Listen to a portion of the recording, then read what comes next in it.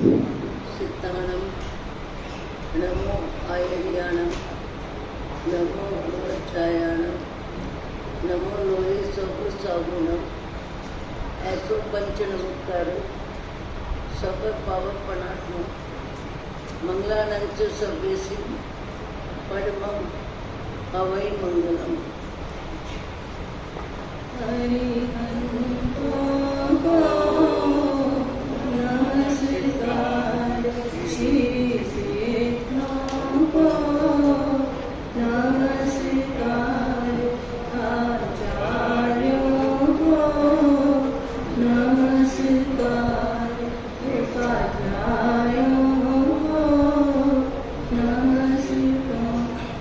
जग में जितने साधु गण हैं, जग में जितने साधु गण हैं, मैं सबको वंदू बारी बारी हरिभक्तों को नमस्कार श्री सिद्धों को नमस्कार। ईशा अजित संभव अभिनंदन सुमति पद्म सुपाश जिनराय सुमति पद्म सुपाश जिनराय। चंद्र पुष्प शीतल श्रेयांसन वास पूज्य जित सुरराय वास पूज्य जित सुरराय। विमल अनंत धर्म जस उजल विमल अनंत धर्म जस उजल। शांति कुंठु हरिमल मना मुनि सुव्रत नमिने निवास। वर्धमान पद पुष्प चढ़ाय वर्धमान पद पुष्प चढ़ाय। चौबीसों के चरण कमल में चौबीसों के चरण कमल में मेरा वंदन बारी बारी हरि। नमस्कार श्री सिद्धों को नमस्कार आचार्यों को नमस्कार उपाध्यायों को नमस्कार। जग में जितने साधु गण हैं, जग में जितने साधु गण हैं, मैं सबको वंदू बारी बारी हरिभक्तों। नमस्कार श्री सिद्धों को नमस्कार। जिसने राग देश का मालिक जीते सब जग जान लिया जीते सब जग जान लिया। सब जीवों को मोक्ष मार्ग का निस्पृह हो उपदेश दिया निस्पृह हो उपदेश दिया। बुद्ध वीर जी हरिहर ब्रह्मा बुद्ध वीर जी हरिहर ब्रह्मा। या जिनेन्द्र या हो अवतार सबके चरण कमल वंदन होवे बारी बारी हरिभक्तों को नमस्कार श्री सिद्धों को नमस्कार आचार्यों को नमस्कार उपाध्यायों को नमस्कार जग में जितने साधु गण हैं, जग में जितने साधु गण हैं, मैं सभी को वंदू बारी बारी हरिभक्तों को नमस्कार श्री सिद्धों को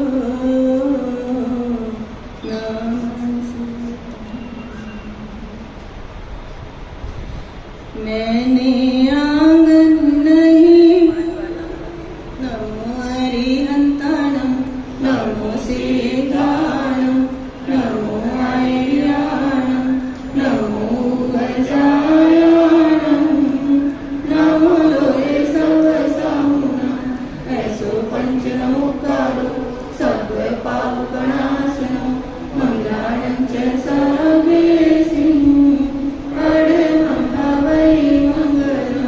नमो हरिहंताणं नमो सीताणं नमो आर्याणं नमो गजाननं नमो लोये सर्वसाहुनं ऐसो पंचनमुक्तारो सर्व पापनाशनो मंगलानं च सर्वेसिं परमं भवै मंगलं नमो हरिहंताणं नमो सीताणं नमो आर्याणं नमो गजाननं नमो लोये सर्वसाहुनं ऐसो पंचनमुक्तारो सर्व पापनाशनं मंगलानं च सर्वेसिं परमं भवै मंगलं नमो हरिहंताणं नमो सीताणं नमो आर्याणं नमो गजाननं नमो लोये सर्वसाहुनं ऐसो पंचनमुक्तारो सर्व पापनाशनो मंगलानं च सर्वेसिं परमं भवै मंगलं नमो हरिहंताणं नमो सीताणं नमो आर्याणं नमो गजाननं नमो लोये सर्वसाहुनं ऐसो पंचनमुक्तारो सर्व पापनाशनो मंगलानं च सर्वेसिं परमं भवै मैंने आंगन नहीं बुहारा, मैंने आंगन नहीं बुहारा, कैसे आएंगे भगवान, कैसे आएंगे भगवान। मैंने आंगन नहीं बुहारा, मैंने आंगन नहीं बुहारा, कैसे आएंगे भगवान, कैसे आएंगे भगवान। मन का मैल नहीं निवारा, मन का मैल नहीं निवारा, कैसे आएंगे भगवान, कैसे आएंगे भगवान। हर कोने कलमश कषाय की लगी हुई है ढेरी, हर कोने कलमल कषाय की लगी हुई है ढेरी। नहीं ज्ञान की किरण कहीं है हर कोठरी अंधेरी, नहीं ज्ञान की किरण कहीं है हर कोठरी अंधेरी। आंगन चौबारा अंधियारा, आंगन चौबारा अंधियारा, कैसे आएंगे भगवान, कैसे आएंगे भगवान। मैंने आंगन नहीं बुहारा, मैंने आंगन नहीं बुहारा, कैसे आएंगे भगवान, कैसे आएंगे भगवान। हृदय तुम्हारा पिघल न पाया जब देखा दुखियारा, हृदय तुम्हारा पिघल न पाया जब देखा दुखियारा। कोई किसी पथ भूलने हमसे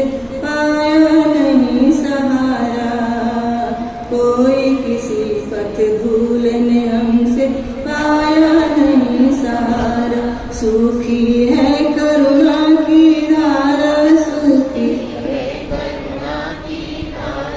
कैसे आएंगे भगवान, कैसे आएंगे भगवान। मैंने आंगन नहीं बुहारा, मैंने कैसे आएंगे भगवान, कैसे आएंगे भगवान। अंतर के पट खोल देख ले, ईश्वर पास मिलेगा। अंतर के पट खोल देख ले, ईश्वर पास मिलेगा। हर प्राणी में ही परमेश्वर का आवास मिलेगा।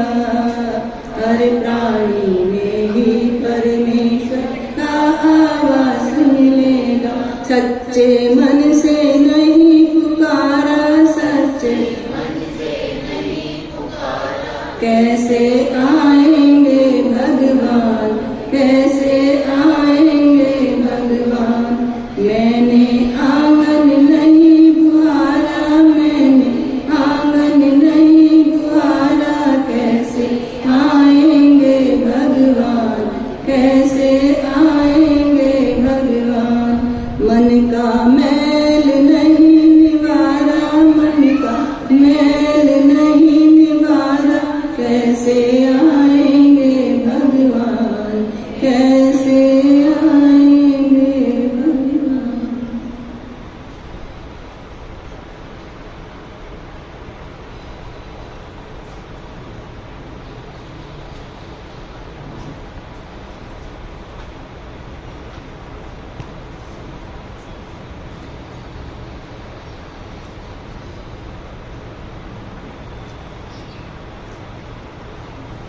सिद्धानम बुद्धानम पारगयानम परम्पर गयानम लोकमो दयानम नमो सया सब सिद्धानम।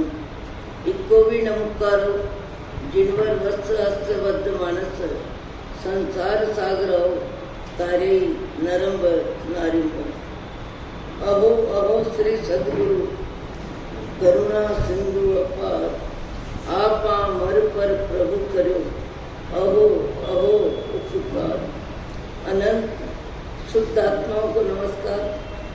शुद्ध आत्मा स्वरूप प्राप्ति का लक्ष्य जिनका बन चुका प्रयत्नशील उन सभी साधकों को नमन नमन नमन।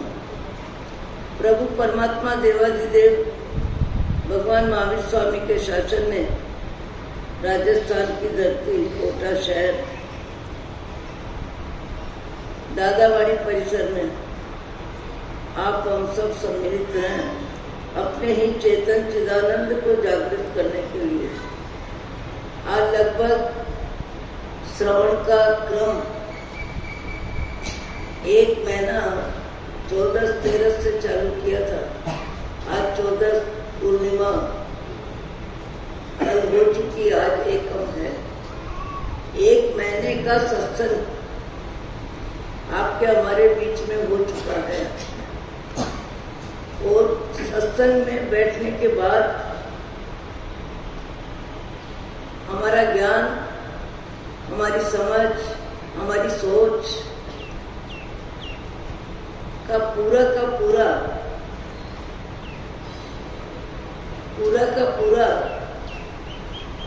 ध्यान हमारा शरीर विभाग पर है या आत्मा की तरफ भी है।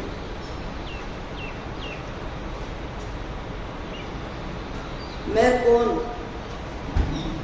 कौन व्यक्ति अपना नाम बताता है, आपको बाप का नाम बताता है, पति का नाम बताते हैं, बेटे का नाम बताते हैं, फिर जाति बताते हैं, गोत्र बताते हैं, फिर व्यापार की बात करते हैं, फिर पियर पक्ष को बताते हैं, फिर ससुराल पक्ष में बताते हैं, फिर रिश्तेदारों की संख्या बताते हैं। मैंने पहले बोला एक रोज ये प्रोग्राम चला था मद्रास की तरफ गुरुदेव चक्षण महाराज के चरणों में, हम सब गुरु बहनें जब थी तो 1-2 बजे एक माँ साहब आके बैठे और यही प्रश्न किया कि आप कौन हैं? आप कौन हैं? सामायिक करती है, प्रतिकोण करती है, साधु संगत भी करती है, सामायिक पोषण, परिक्रमण, उपवास, आदमी रेखासन सब चलता है, सब चलता है। वो जीवन की संध्या 65-70 वर्ष की उम्र कम में कम होगी। हम सब गुरु बहने चंद्रिका महाराज, मनोहर सिंह महाराज, मंजुला सिंह महाराज, मनोहर सिंह महाराज, हम सब गुरु बहने एक दूसरे के साथ बैठे थे। मैंने माँ साहब को कहा कि सत्संग तो करेंगे और पहले बताओ आप कौन हो? आप कौन हो?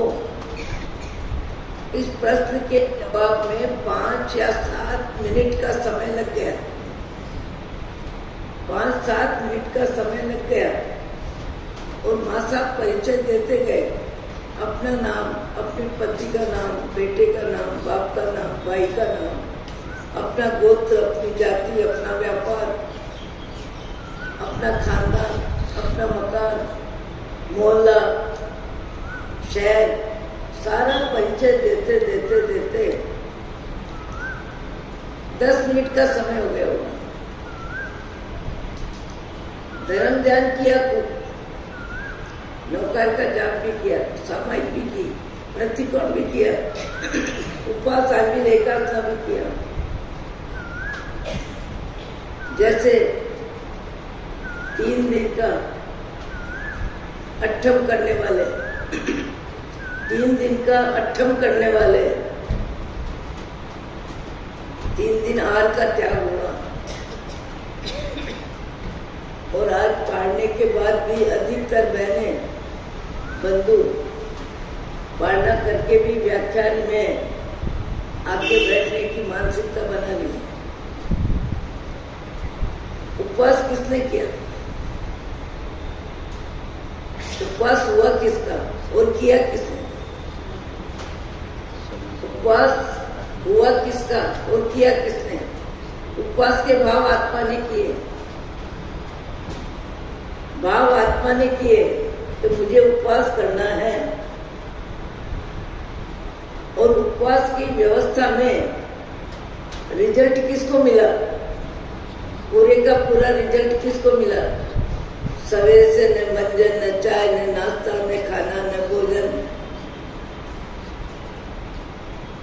सामायिक करी, प्रतिकोण किया, व्याख्यान सुना, पर पूरे का पूरा उपवास का लाभ किसको मिला? शरीर विभाग को। शरीर विभाग में खाने पीने की क्रिया का पूरा प्रतिबंध, पर ये प्रतिबंध के भाव किसको आए? जीव को आए।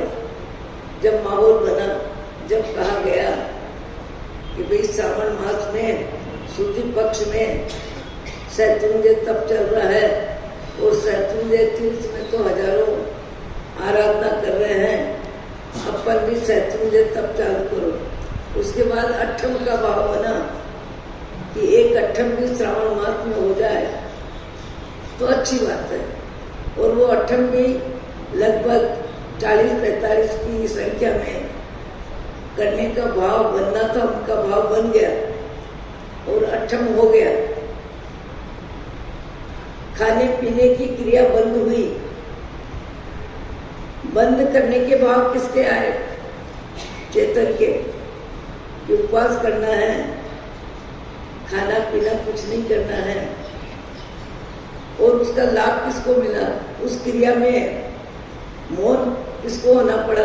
शरीर को। खाने की क्रिया, पीने की क्रिया, नाश्ता, सारा कार्यक्रम शरीर विभाग की ओम शांति हुई। और भाव किसके हुए? चेतन के।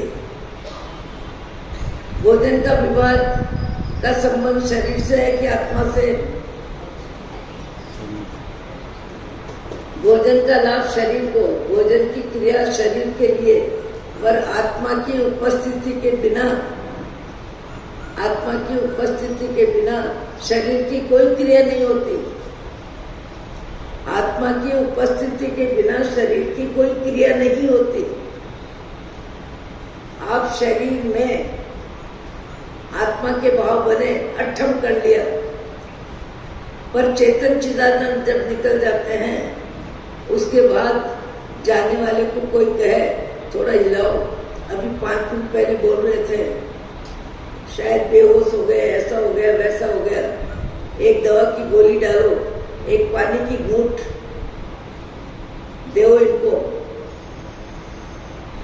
5 मिनट में चेतन चिदानंद ने शरीर परिवर्तन कर लिया, शरीर परिवर्तन हुआ, पर आत्मा ने शरीर परिवर्तन कब किया इसकी जानकारी किसी को नहीं, किसी को नहीं।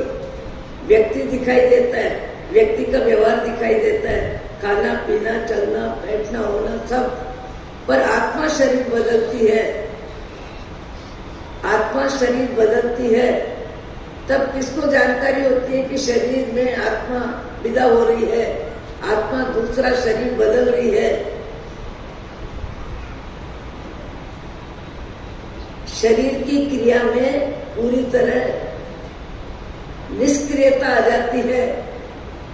एक दवा की गोली भी नहीं उतरती है, आंख खुलती नहीं है, कान सुनते नहीं है, मुंह बात करता नहीं है, हिलाओ तो कुछ हलचल है नहीं, तब व्यक्ति क्या कह देता है, शरीर की क्रिया की पूरी तरह समाप्ति हो जाती है, खाली खम।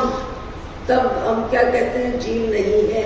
पर जीव कब गया, कहाँ गया, कैसे गया, आज तक जीव को किसी ने देखा नहीं है, दिखेगा भी नहीं, क्योंकि जीव का न रंग है, न रूप है, न गंध है, न स्पर्श है। जीव का मूल गुण अरूपी है। जीव का मूल गुण क्या है, अरूपी। अरूपी किसे कहते हैं, जिसमें रंग रूप जो दिखाई दे ही नहीं सकता, जो दिखाई दे ही नहीं सकता उसे कहते हैं जीव। पर जीव की उपस्थिति के बिना शरीर देख भी नहीं सकता, शरीर पी भी नहीं सकता, शरीर खा भी नहीं सकता, शरीर राग द्वेष भी नहीं कर सकता, शरीर तेरा मेरा भी नहीं कर सकता, शरीर कपड़े भी नहीं बदल सकता, जेवर भी नहीं पहन सकता, कहीं आने जाने की क्रिया भी नहीं कर सकता। मूल में सारी शक्ति आत्मा की है। आत्मा की शक्ति के आधार पर शरीर की क्रियाओं का संचालन है। हंसना, खाना पीना, आना जाना, सारा व्यवहार संसार में शरीर से ही चलता है। सगे संबंधी, ये परिवार के सदस्य, किसी को आप हाथ जोड़ते हो, कोई आपको हाथ जोड़ता है, किसी के आने पे आप उठ जाते हो, किसी के आने पे घर जाने की तैयारी करते हो, सगे जी आए, नाश्ता कराना है, ये सारा कार्यक्रम चलता है। पर सारा कार्यक्रम जो चलता है वो शरीर में चलता है, शरीर का चलता है, शरीर ही दिखाई देता है। पर सारा कार्यक्रम चलने के बाद भी आत्मा की उपस्थिति यदि शरीर से शरीर बदल लेती है आत्मा, तो फिर क्या होता है, ओम शांति, ओम शांति, ओम शांति हो जाती है। ये बात कब से चल रही है और चलेगी। फिर भी हम अधिकतर सब चमड़े के प्रेमी हैं, रंग के प्रेमी हैं, रूप के प्रेमी हैं, सत्ता के प्रेमी हैं, सुविधा के प्रेमी हैं, सम्मान के प्रेमी हैं। परिवार में मेरे तेरे के घेरे में है, ये मकान मेरा, ये परिवार मेरा, ये दुकान मेरी, ये जेवर मेरा, ये कपड़ा मेरा, मेरा मेरा मेरा। यहाँ तक कि शरीर की सुंदरता का भी व्यक्ति को राग होता है। शरीर की सुंदरता की भी पहचान होती है। और सगाई संबंध होते हैं तब लंबाई कितनी है, शिक्षा कितनी है, रंग रूप कैसा है, ये सारी बातें किसकी होती है, शरीर की। क्योंकि जीव ने अनंत काल से अपने आप को शरीर ही माना है और व्यवहार शरीर से चलता है और शरीर में ही चलेगा। शरीर के बिना व्यवहार चल भी नहीं सकता, क्यों, खाने पीने की क्रिया शरीर के बिना हो नहीं सकती, पर आत्मा की उपस्थिति के बिना भी नहीं हो सकती। पर व्यक्ति अनंत काल से शरीर में मैं बुद्धि की मान्यता के आधार पर, शरीर में मैं बुद्धि की मान्यता के आधार पर मैं शरीर हूँ, मेरा नाम है, मेरा रंग है, मेरा रूप है, उसमें उसकी मोह बुद्धि बनी हुई है। और मोह बुद्धि कितनी बनी रहती है, कैसे बनी रहती है, और भाव में कब परिवर्तन आता है, कितना परिवर्तन आता है। एक महिला है जो अपने लड़के के लिए लड़की देखने गई है, और लड़की जहां देखने गई है उस परिवार में 4 बहनें हैं, और मेहमान के रूप में सगाई से पहले जो बहन आई है, लगता है संबंध महत्वपूर्ण है, संपन्नता भी है, सुविधा भी है, साधन भी है, अपना ये संबंध जम जाना चाहिए। इसलिए जिनके यहाँ बहन गई है, भोजन की व्यवस्था में विविधता, भोजन की व्यवस्था में सम्मान, भोजन की व्यवस्था में मनुहार, सब चल रही है। पर सब होने के बाद भी जो देखने गई है वो घर आके महाराज को कहती है कि महाराज थाली परोस दो, मुझे भोजन करना है, थाली परोस दो, मुझे भोजन करना है। महाराज हंसने लगे, घर के सदस्य हंसने लगे, तुम तो बेटे की माँ के रूप में लड़की के वहां गए, लड़की देखने को गए, तो तुम्हारे लिए मान मनवार में व्यवस्था में कहाँ कमी नहीं होगी। तुम भूखे आ ही नहीं सकते हो, पेट भर के आए होंगे, केवल मजाक कर रहे हो कि थाली परोस दो। महाराज पुराने थे, 50-60 वर्ष के थे। बहू कहती है महाराज थाली परोस दो, मैं सच बोल रही हूँ। कि तुम सच बोल रहे हो पर हमको सच लग नहीं रहा, तो सच बताओ क्या है। उस बहन ने कहा मैं जिनके यहाँ गई उनकी 4 बहनें भी मेरे साथ भोजन करने के लिए उनकी सास ने बैठा दिया। वो चारों बहनें, उनका रंग, उनका रूप, उनका शरीर, उनकी त्वचा की चमड़ी, कलर एकदम वाइट, एकदम सुंदर, और मेरा शरीर एकदम चमड़ी काली। वो हाथ डाले और उसके साथ मैं हाथ डालूं तो उनकी चमड़ी का आकर्षण मेरे को रोटी खाने की इजाजत नहीं दी, तुलना में चली गई। ये देखो आत्मा को समझने के लिए सारा खेल है। वो बहन कहने लगी महाराज को कि वहां की बहनें सब सुंदर थी, सबका शरीर सफेद रंग का, वो सब हाथ डाले तो मेरा हाथ एकदम काला अलग ही लगे, मेरा हाथ एकदम काला लगे, इसलिए मेरे को तो खाने की इच्छा ही खत्म हो गई, हाथ डालने की इच्छा ही खत्म हो गई। वो लोग कहते रह गए क्या हुआ क्या हुआ, आप क्यों नहीं खा रहे हो, क्यों नहीं खा रहे हो। शरीर का प्रेमी, जड़ का प्रेमी, शरीर में हूँ, ऐसी मान्यता जब हमारी होती है तो हमारा आकर्षण, हमारा राग, हमारा मोह सारा शारीरिक जिंदगी के प्रति होता है। और शारीरिक जिंदगी के प्रति हमारा जितना मोह, लगाव, आसक्ति, दुर्भाव, राग का, द्वेष का जो भी भाव है, वो भाव सब आत्मा का है। इसलिए कर्म का भुगतान आत्मा को ही करना पड़ता है। भुगतान किसको करना पड़ता है? आत्मा को। क्योंकि शरीर की व्यवस्था को लेके भाव किसके बिगड़ते हैं? शरीर के बिगड़ते हैं कि आत्मा के? भाव किसके? भाव शक्ति किसकी है? अनुभव शक्ति किसकी है? ज्ञान शक्ति किसकी है? मैं रोज बोलती हूँ, आप पंडाल देख रहे हो, पंडाल आपको दिख रहा है, पर पंडाल किसको देख रहा है? पंडाल किसी को नहीं देख रहा है। इसका रंग, इसकी डिजाइन, इसकी व्यवस्था, ये सब जड़ है। और जड़ की सुविधा के लिए है हमारी जिंदगी बाहर की जड़ की व्यवस्था है। आप देख रहे हो, पर ये पंडाल किसी को देख रहा है? पंडाल आवाज सुन रहा है? आपके हमारे शरीर में जब तक आत्मा है वहां तक संसार के सारे कार्यक्रम है, और सारे कार्यक्रम में मिथ्यात्व की मान्यता के अनुसार राग द्वेष, राग द्वेष, राग द्वेष चलता ही रहता है, चलता ही रहता है हर समय। राग द्वेष कम कब होता है? जब आत्मा में आत्मा का ज्ञान होता है, पुण्य का उदय होता है, पैसा भी होता है, संपत्ति भी होती है, साधन भी होते हैं, सुविधा भी होती है, पर उसके भीतर उसका असर, उसका राग, उसका मोह, मेरेपन की मान्यता सब बदल जाती है जब जीव को सम्यक दर्शन होता है, जब जीव को आत्मा की पहचान होती है। जब तक आत्मा की पहचान नहीं होती है, बाह्य जगत में सामान्य सामान्य निमित्तों का, सामान्य सामान्य परिस्थितियों का जीव पर कितना असर होता है।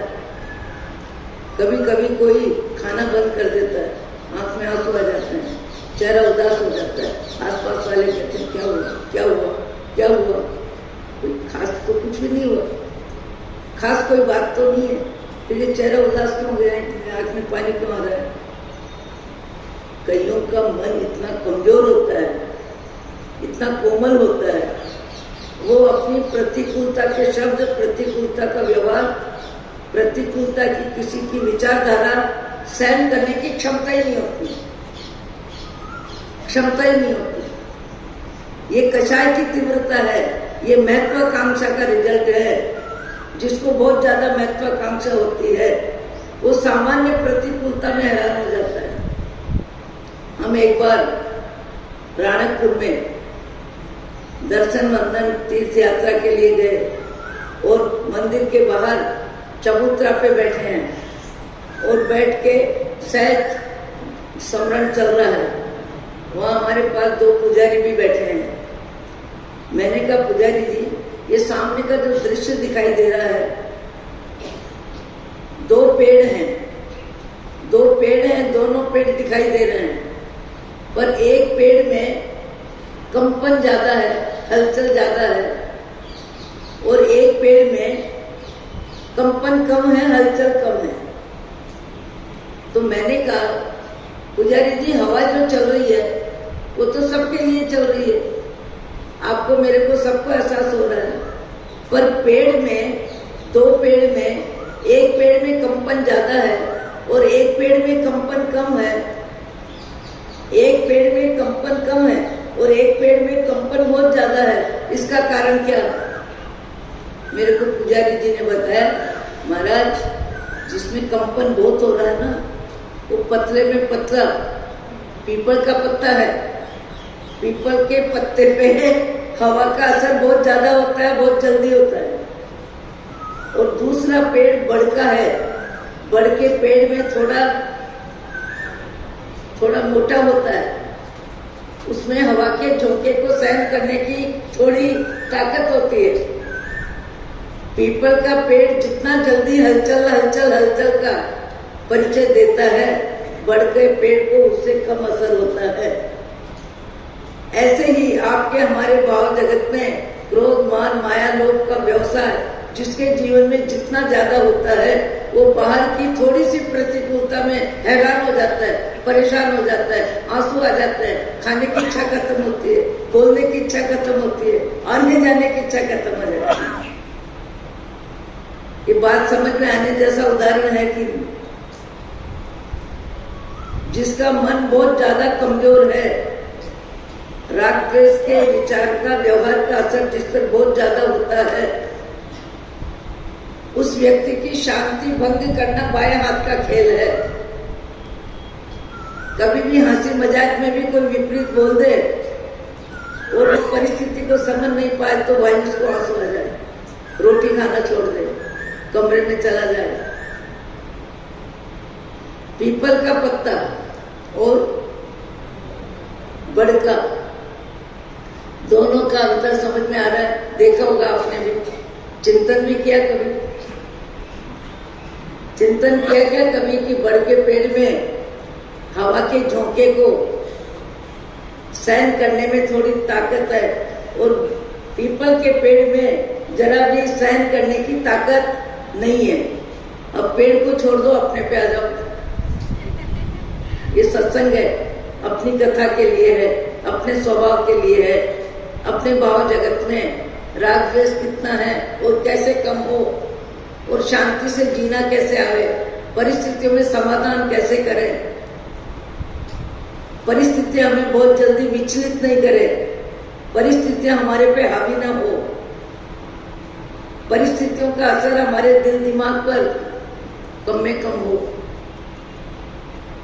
ये सम्यक ज्ञान जीवन में जब आता है तब व्यक्ति परिस्थितियों को झेलने की ताकत पैदा करता है और उसकी ताकत आ जाती है, क्योंकि ताकत क्षमा भाव किसके आत्मा में ही है, समता भाव किसमें आत्मा में ही है, सहनशीलता का गुण किसमें आत्मा में ही है, रंग रूप के प्रति राग मंद करने की शक्ति आत्मा में ही है। पुद्गल को पुद्गल जाने, आत्मा को आत्मा जाने। कितना भी ऊंचा वैभव हो, कितनी भी संपत्ति हो, कितने भी साधन हो, कितना भी दुनिया में नाम का ढोल बजे, पर आत्मज्ञान जिसको होता है, आत्मज्ञान जिसको होता है, आपने सुना होगा श्रेणिक महाराजा के, श्रेणिक महाराजा के सबसे बड़े पुत्र, क्या नाम था उनका? अभय कुमार। भगवान महावीर के अनन्य श्रद्धालु, यहाँ तक कि भगवान के मुंह से सुनने को मिला, अभय कुमार ने, राजकुमार ने, जब प्रश्न किया भगवान, मैं भवी जीव हूं कि अभवी? भवी जीव वो होता है जिसका मोक्ष नियम होता है, देर कितनी भी हो, समय कितना भी लगे, पाप का भुगतान कितना भी करना पड़े और पुण्य की आसक्ति कितनी भी हो, तो समय कितना भी लगे, पर उसके बाद भी भवी जीव का मोक्ष होता ही है।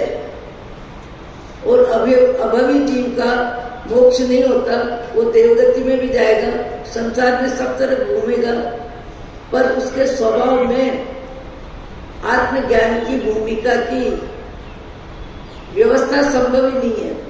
और इसके लिए उदाहरण दिया जाता है, आपने 1 किलो मूंग सिंचोए, सब मूंग नरम हो गए और असर हो गया। 1, 2, 4 मूंग ऐसे भी होते हैं जिनको आप ठोड़ू कहते हो। ठोड़ू यानी उनको कितना भी पानी दे दो, कितना भी सिंचा दो, उसके बाद भी उन पे असर नहीं होता है। ऐसे ही लाखों भवी जीव में कोई अभवी जीव होता है, वो देवगति के वैभव से प्रभावित होता है, नरक गति में प्रभावित होता है, तिर्यक मनुष्य में तकलीफ में जीता है, पर उसके बाद भी उसको मोक्ष जाने की अभिलाषा नहीं होती। उसके भाव जगत में आत्मशुद्धि का पुरुषार्थ नहीं होता।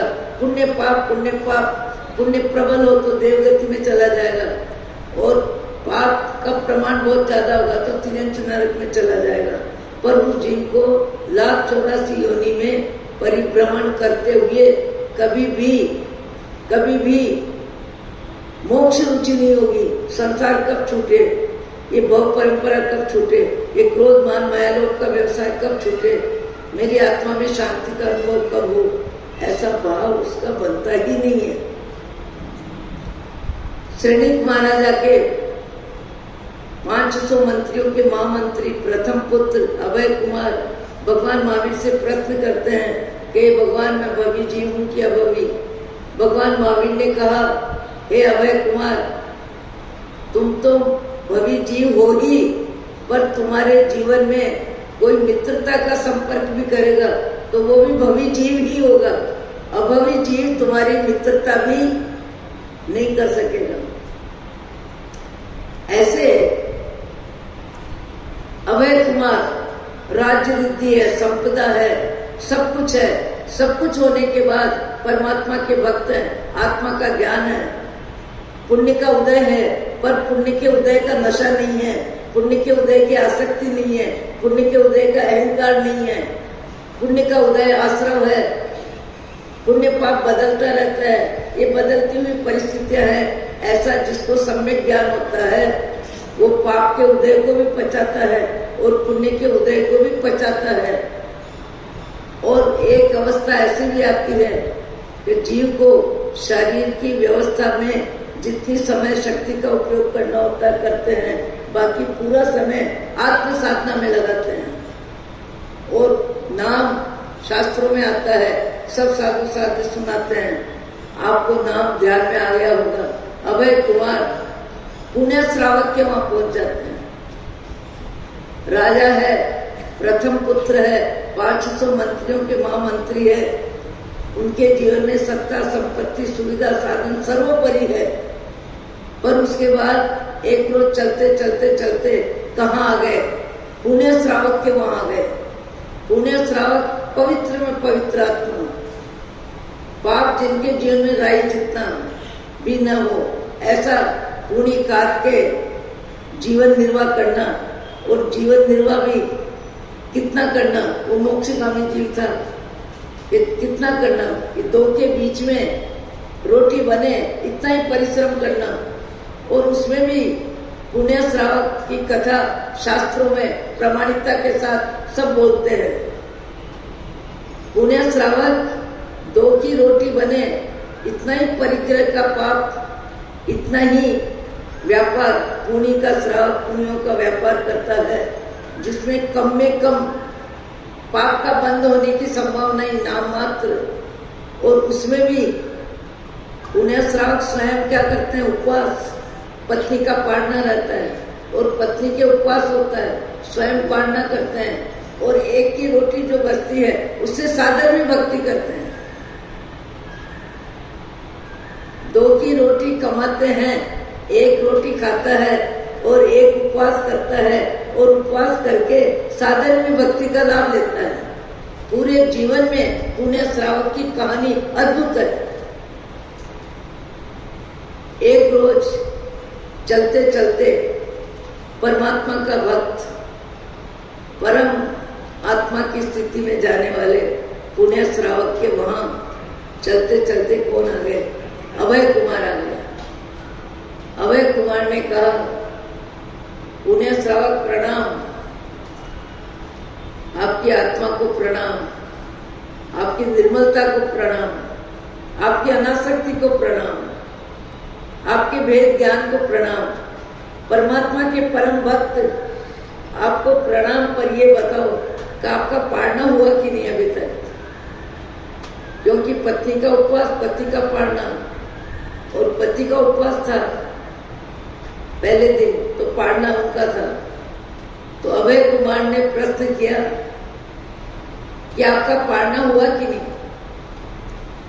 पुण्य श्रावक कहते हैं अभी तक पालना नहीं हुआ। क्यों? साधन में भक्ति को पालना कराए बिना पालना करना ही नहीं, ऐसा जिनका अखंड नियम था। अभी तक कोई साधन भी मेरे घर आंगन आए नहीं, इसलिए मेरा अभी पालना हुआ नहीं, हो जाएगा। कोई माइका लाल जरूर मेरे घर आंगन आहार ग्रहण करेंगे और मुझे पालने का मौका मिलेगा। अभय कुमार सोच रहे इतना दिन बढ़ गया, रोज उपवास करना, रोज पालना, और पालने में भी क्या पुण्य का व्यापार, सामान्य सामान्य में दाल रोटी। अब ये पालना अभी तक नहीं हुआ और अभी तक कोई साधन भी नहीं आया। अभय कुमार सोच रहे हैं कि मैं भी तो भगवान का भक्त हूँ, मैं भी वीतराग का उपासक हूँ, महावीर स्वामी का अनन्य श्रद्धालु हूँ। तो कह रहे हैं पुण्य श्रावक को कि यदि कोई नहीं आया तो आज मुझे ही लाभ दे दो, मैं भी तो साधन में हूँ, मुझे आप पालना करा दो और मुझे भोजन करा के आप पालन कर लो। पुण्य श्रावक मन ही मन सोच रहे हैं कि कहाँ ये राज्य रिद्धि में जीने वाले, कहाँ 32 पकवान खाने वाले, कहाँ इनका भोजन, कहाँ इनका थाल, कहाँ इनकी व्यवस्था, और कहाँ मेरी रूखी सूखी दाल रोटी।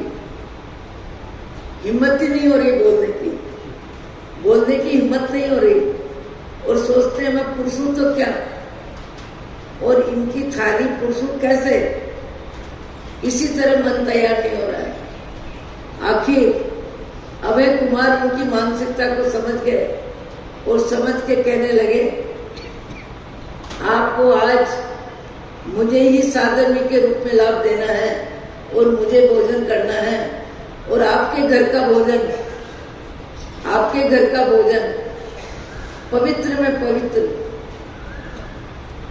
पाप के बिना, परिग्रह के बिना, जीव दया के साथ और इतने ऊंचे नवकार मंत्र के जाप के साथ जो आपका भोजन बना है वो भोजन मुझे करने को मिले तो मैं भाग्यशाली हूँ।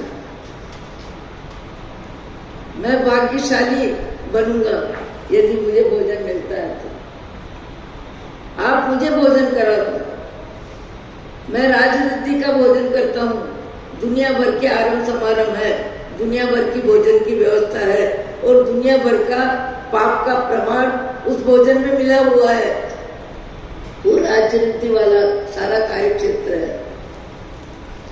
भगवान का जो परम भक्त होता है, जिसको आत्मा का ज्ञान होता है, वो परमात्मा स्वरूप को सर्वोपरि मानता है। वो बाह्य जगत पुण्य का खेमा हो या पाप का खेमा हो, अनुकूलता हो प्रतिकूलता हो, दोनों में समबुद्धि आ जाती है। आप कहोगे ये बात कर रहे हो, पर आत्मा का ज्ञान आने पर आपको असलियत में जीना आ जाएगा। पाप का बंध कम में कम होगा और पुण्य का भी प्रकर्ष होगा। जीवन में समता आएगी, शांति आएगी, सेवा आएगी, क्षमा भाव आएगा, दया भाव आएगा, करुणा भाव आएगा। आपकी आकृति के साथ आपकी प्रकृति में महामानव के लक्षण आ जाएंगे। महामानव के लक्षण आने से सदा सदा के लिए नरक तिरंज गति के द्वार बंद हो जाएंगे। इससे बड़ा लाभ क्या चाहिए? अभय कुमार अनुमोदना के साथ, अनुमोदना में आंसुओं के साथ अपने आप को महाभाग्यशाली मान के पुण्य श्रावक के यहाँ भोजन करते हैं और कहते हैं अब तो आप पालना करो। वहां महत्व किसका है? भाव जगत का। भाव जगत में निर्मलता का। 18 पापस्थान में किसी पापस्थान का बंदी नहीं। एक थोड़ी सी सामयिक में समता की अखंडता में एक क्षण भर के लिए पुण्य श्रावक को कोई विकल्प आ गया तो पत्नी को कहा आज मेरी सामयिक में पूरी तरह समता अखंड नहीं रही, एक क्षण भर के लिए मेरी समता खंडित हो गई। क्या कारण बना? पत्नी कहती है और तो कोई कारण नहीं बना, पर आज मैं अपनी अंगीठी में अग्नि जलाने के लिए पड़ोस में जाकर के जहाँ अग्नि लेके आई थोड़ी 2-3 कोयले, उस समय मालकन वहां नहीं थी, इसलिए उसको बिना पूछे ले आए। बोले बस यही कारण है, अदत्ता दान हो गया, बिना दिया हुआ, बिना स्वीकृति के। अदत्ता दान कौन सा है? पहला हिंसा, दूसरा झूठ, तीसरा अचोरी। देखो परम पद पाने वाले महानुभावों के भाव जगत में 18 पापस्थान से निवृत्त होने का पुरुषार्थ कैसा जगता है। न संपत्ति को महत्व दे, न सत्ता को, न सुविधा को, न साधन को, न रंग को, न रूप को। उनकी आत्मा में आज 18 पापस्थान में कितने पाप का बंद हुआ। आज भी कई श्रावक श्राविका ऐसे भाग्यशाली होंगे कि रात्रि में बैठ के 18 पापस्थान की संख्या के सामने अपनी दिनचर्या का विश्लेषण करते हैं और दिनचर्या में विश्लेषण करके कौन कौन से पाप का बंद हुआ, ईर्ष्या का बंद हुआ, निंदा का बंद हुआ, स्वाद का बंद हुआ, शब्द का बंद हुआ, गंध का बंद हुआ, परिग्रह राग का बंद हुआ, कौन कौन सा बंद हुआ मेरे जीवन में, कौन कौन सा बंद हुआ। ऐसे भी पुण्यात्मा होते हैं जिनको मनुष्य भाव का यथार्थ लाभ मिलता है और परम पद पाने के मार्ग में जो आगे बढ़ते हैं। मेरी दीक्षा टोंक की है। इसी समय टोंक में फतेह चंद जी के भाई, बड़े भाई, जो वहां के नवाब साहब के मुख्यमंत्री थे, बहुत कम में कम परिक्रय था उनके पास। वो अपनी ड्यूटी में जाना पड़े नवाब साहब के साथ तो 12 बजे सामयिक लेके 3 सामयिक कर लेते थे, रात्रि की निद्रा छोड़ देते थे, एक पार्ट पे सोते थे। व्रत पालन था, पत्नी भी थी, पर जीवन बड़ा पवित्र था। उनकी बेटी मकराना में है, मुगलबाई उनका नाम है। वो श्रावक रात्रि में बैठ के 18 पाकिस्तान के साथ अपना कौन सा पत्र बनाते हैं और अपना पत्र पढ़ते हैं, मानसिक, कायिक, वाचिक, कब मेरे पाप का बंद कहाँ हुआ, कैसे हुआ, कितना हुआ, उसका लेखा जोखा करके अपनी दिनचर्या में स्वयं पाप को नंबर कितना देना, पुण्य को नंबर कितना देना और सहनशीलता को नंबर कितना देना, समता को नंबर कितना देना। मैंने उनकी वो डायरी भी देखी। बाबू चांदमल जिन्नानी नाम भी है उनका, गली का। ऐसी स्थिति में भी कभी कभी जीने वाले व्यक्ति होते हैं जिनका व्यवसाय बाहर में कुछ भी हो, उनको भीतर में इसी बात का ध्यान रहता है मेरे जीवन में पाप का बंध कम में कम हो, क्योंकि पाप का बंध पशु गति देता है, पाप का बंध असुविधा देता है, पाप के बंध में बौद्धिक क्षमता शरीर से ज्यादा नहीं मिलती है। पशु जीवन में पाप का ही बंध और पाप का ही उदय चलता है। मनुष्य जीवन ही एक ऐसा जीवन है, मैंने शायद बहुत पहले बताया है कि तपागत में, जयपुर में विक्रम संवत 2016 में गुन्नी जी विचक्षण सिंह जी महाराज तपागत के संत के प्रवेश के कार्यक्रम में पधारे और श्रावक श्राविका काफी थे, सब उतरने लगे तो मुनि जी खुद भी थोड़े आ गए महाराज साहब के लिए। इधर एक कुत्ता ऊपर चढ़ के आ गया, सब चले गए और सब जाने पर वो महात्मा, हम लोग खड़े थे पास में, महात्मा कहते हैं जीवाराम आप नीचे उतर जाओ, भगवान तुमको यहाँ भगवान के रूप में कोई नहीं पहचानता है। तुम्हारी शरीर की पर्याय पाप का भुगतान पशु गति में तुमको कदर नहीं मिलेगी, पाप का भुगतान है। तुमको कुत्ते के रूप में सब पहचानते हैं, तुम आत्मा हो यहाँ कोई नहीं पहचानता तुमको कुत्ते के रूप में सब पहचानते हैं, आत्मा के रूप में कोई नहीं पहचानता है। कोई भी धक्का मुक्की करेगा, कोई भी धुतकारेगा, कोई भी फटकारेगा, भगवान तुम नीचे उतर जाओ। देखो आत्मज्ञान की भूमिका जिनकी होती है वो सब जीवों के प्रति संवेदनशील होते हैं, आत्मीयता का विस्तार होता है, दूसरों के दुख में भी उनको कंपन होता है। और कई व्यक्ति दूसरों को तकलीफ दे के राजी होते हैं। अति क्रोध में, अति अहंकार में धन की हानि हो, नाम की हानि हो, सुविधा की हानि हो, अपना अपमान हो, अपनी कोई नहीं माने। आज का जमाना तो बहुत अच्छा है, आज का जमाने में तो बच्चों के साथ मारपीट खत्म है, पर मैंने अच्छे से देखा है एक व्यक्ति अपनी संतान को धड़ाधड़ मारता जा रहा है। हम पदयात्रा करते हुए देख रहे, अरे भैया क्या कर रहे हो।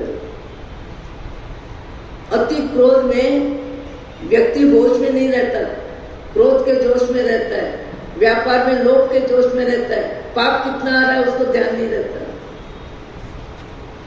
जोश जब होता है तो उस जोश में कब कौन व्यक्ति कैसे कर्म बंधन करता है। कभी कभी कोई तो ऐसा बोल देते हैं तेरा हाथ तोड़ दूं, तेरा पांव तोड़ दूं। जैन परिवार में जन्म लेने वाले ऐसी हल्की भाषा का उपयोग, गाली गलौज का उपयोग, रैकारा तुकारा का उपयोग उनकी जीवन डायरी में नहीं होता और नहीं होना चाहिए, और है तो जाति से जैन है, संस्कारों में जीरो है। संस्कार शुद्धि जीवन में बहुत जरूरी है।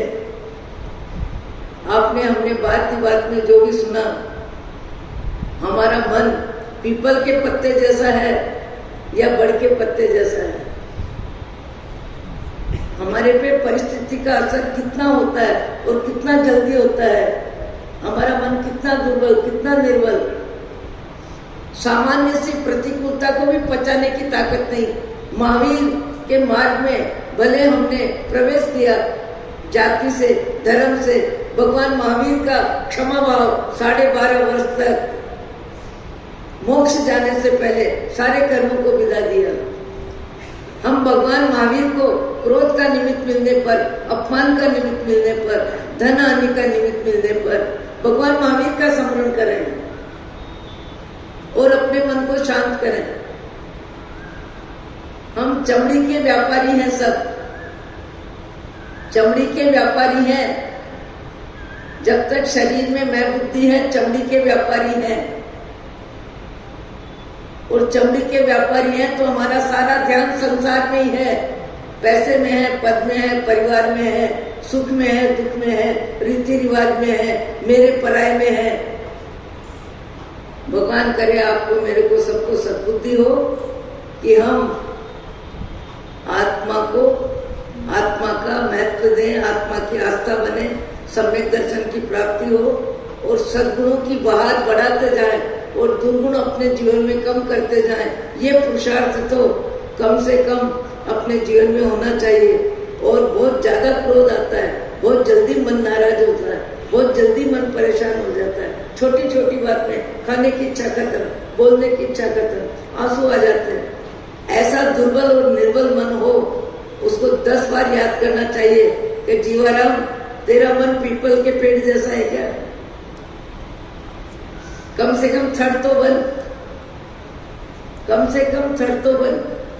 मैंने महात्मा गांधी की जीवनी में एक संस्मरण पढ़ा कि 5वीं-6वीं कक्षा की स्कूल में महात्मा गांधी गए और उस समय महात्मा गांधी को, अभी तो समय बहुत बदल गया, महात्मा गांधी को अध्यापकों ने कहा कि हमारे यहाँ टीन से कभी पानी आता है, कभी धूप आती है, बच्चों को थोड़ी तकलीफ होती है, इसलिए सुविधा बढ़ा दी जाए।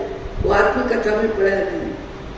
महात्मा गांधी ने उस समय कहा, अभी इनका बचपन है, इतनी सी धूप, इतनी सी पानी की या प्रतिकूलता, यदि बचपन में थोड़ी सी प्रतिकूलता भी सहन करना नहीं आएगा तो जीवन पूरा पड़ा है, पता नहीं कितनी प्रतिकूलता आएगी, कैसा समय आएगा, कैसा विपरीत परिस्थिति आएगी। इतनी सी परेशानी जो नहीं झेलेगा बचपन में, उसकी ताकत अधिक परेशानी को झेलने की कैसे आएगी। चिंतन चिंतन है और चिंतन मेरा कुछ नहीं है, गुरु कृपा से जो पढ़ा है, जो सुना है, वही सुना देती हूँ। मैं खुद खोका हूँ। अहो अहो